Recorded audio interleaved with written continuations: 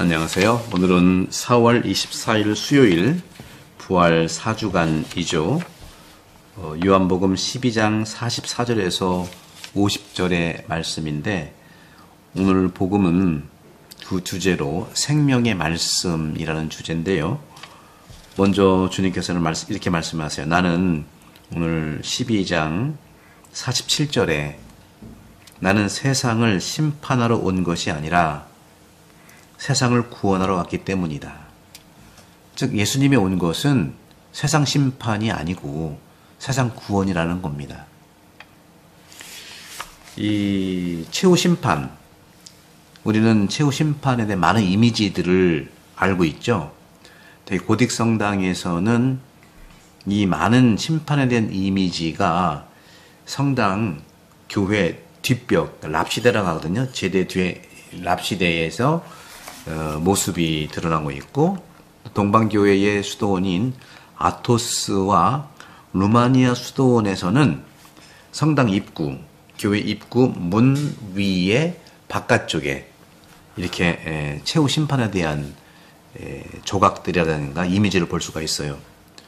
대부분은 마태복음 25장 31절에서 46절의 최후 심판 본문의 영감을 받은 것이죠. 그런데 시편 43편 1절에 보게 되면 심판이라는 단어가 성경에 자주 나오게 되는데, 하느님은 백성과 그 백성을 겸허하게 여기세요. 하지만 심판의 저자들은요, 시편의 저자들이죠. 시편의 저자들은 하느님의 심판을 두려워하지 않아요. 실제로 그들은 땅과 그들 자신에게 그 심판을 달라고 기원하고 기도하는 거예요. 보실까요? 시편 43편 1절에 하느님께 권리를 되찾아 주소서, 충실치 못한 백성을 거슬러 거짓되고 불의한 저에게서 저를 구하소서 하는 거죠. 자기 성찰이죠. 오늘날에 있어서 세상에서도요, 압제자들에 대한 해결책을 찾고자 하는 사람들은 심판, 즉 판단의 의지를 요구합니다. 필요로 하는 것이죠. 그렇기 때문에 하느님의 심판은 하느님에 의해서 구원받는다는 이러한 개념과 정의와 유사한 겁니다. 그리스도께서 심판하실 때 보호받고 구원받을 가능성을 주시는 것이죠. 하지만 최후의 심판, 그것도 역시 구원 사실이라는 사실, 심판 자체가 구원이라는 겁니다. 역사의 요약입니다. 그리스도께서 인간을 구원하시기 위해서 행하신 모든 일의 요약이 바로 이것이죠. 하느님의 보호하시는 손길을 거부하는 사람은 스스로 정죄한다는 것이죠. 최후의 심판, 구원을 위한, 특히 역사의 재회복을 위한 심판은 항상 사람을 살리시는 그리스도의 모든 거라는 거죠. 그러면서 오늘 주님께서는 말씀하세요.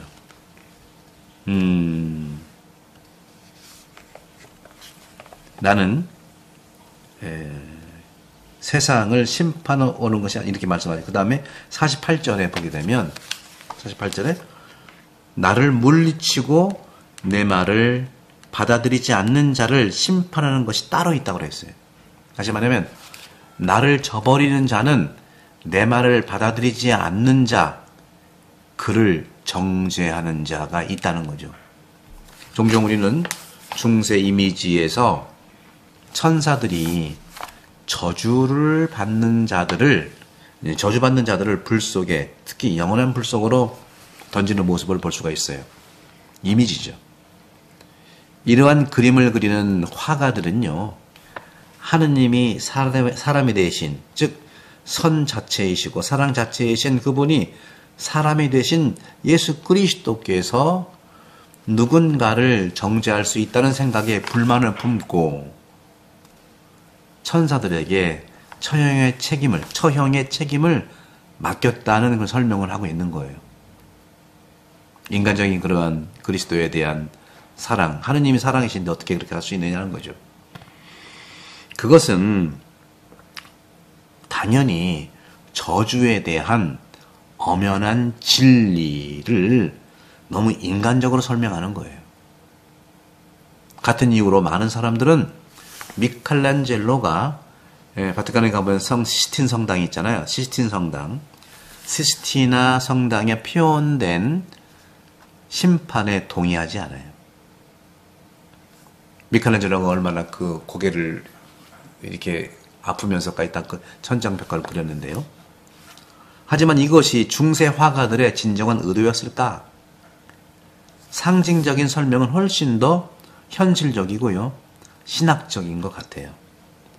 천사들은요, 바로 하느님의 계명, 다시 말하면 여기서 이제 말씀드리는 것처럼 여기에 분명히 천사들은 바로 하느님의 신성한 개념의 상징이라는 거예요. 천사 자체가 하느님 계명의 상징이죠. 그 자체가 이미 심판이라는 거예요. 그런 점에서 계산을 잘못한 사람은 수학 자체에 의해서, 수학 원리에 의해서 비난받게 되어 있죠. 살인자는요, 자기가 살인한 그 자체로 단죄되는 거예요. 도둑들도 역시 마찬가지예요. 그런 점에서 도둑 자체가 그런 것처럼 계명의 목적은요, 선과 악을 구별하는 겁니다. 누구든지 실수를 하면 그를 정죄하는 것은, 단죄하는 것은 바로 실수 자체라는 것입니다. 그러면서 주님께서는 이렇게 말씀하세요. 오늘 50절에서 나는 그분의 명령이 바로 생명임을 안다 하는 것이죠.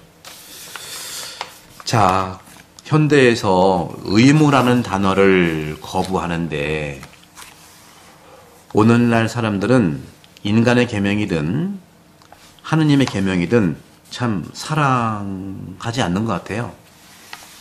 이런 사고방식을 정당화하기 위해서 우리는 자유시대에 살고 있죠. 더욱이 그리스도께서 우리를 율법의 종살이에서 해방시켜줬다는 그 말씀도 그렇고요. 로마서 2장에서 3장이죠. 이러한 유형 진술에 몇 가지 오해가 있습니다. 계명은 자연적이거나 입법자의 자유로운 결정에 의해 부과되는 인간과 하느님의 다양한 성격과 가치를 띠고 있어요. 우리가 자연적인 계명에 대해서 말할 때 우리는 자연의 리듬을 언급하고 있잖아요. 위는 소화하고 심장은 뛰고 폐는 호흡하잖아요. 이 계명을 지키면 자연적인 삶이 보장되는 거예요. 하지만 질서 있는 공존의 필요성과 그에 따른 상호 계약에서 탄생하는 긍정적인 원리와 법칙도 있죠. 그것이 바로 도로에서 모든 사람들이, 다시 말하면 도로에서는요, 사람을 죽이지 않도록 하는 그런 권리들을 항상 가지고 있는 겁니다. 그런 점에서 신성한 법이란 뭘까? 바로 영생과 관련하여 똑같은 것입니다. 계명의 참된 의미를 알게 되면 계명의 내용은 더 이상 부가적인 것이 아니라 생명을 구하고 질서를 잡는 데 도움이 되는 바라는 것을 말하고 있는 것입니다. 우리가 한국 사회에서 이제 총선도 마치고요. 한 선거 때만 되면 우리의 민낯이 많이 드러나는 걸 볼 수 있어요. 대부분은 민의에 의해서 권리가 이렇게 보장되고 행사되지만 아직도 정말 구태의연한 그런 모습들이 눈에 보여요. 그것을 위해서 저는 지적하고 고소하고 할 마음은 없어요.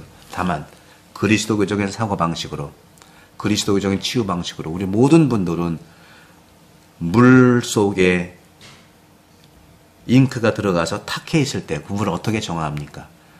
맑은 물을 계속 붓는 것으로 정화할 수밖에 없어요.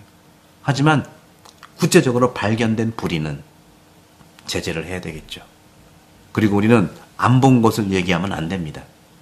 그리고 정확하게 얘기합니다. 이 부분은 여러분들 제가 지난 금요일에 성심대 창세기 2장 3장 특강에서 말씀드렸어요.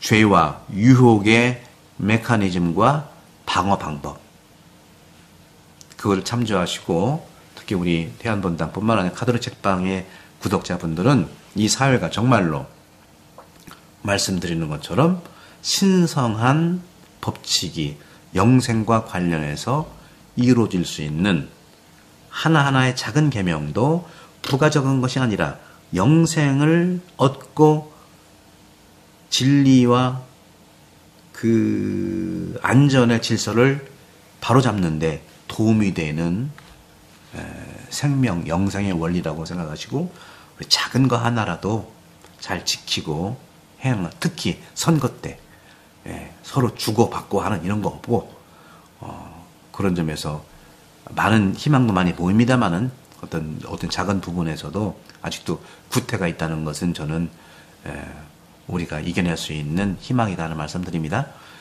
구독, 성교 부탁드리고 성부와 성자와 성령께서 여러분을 강복합니다. 감사합니다.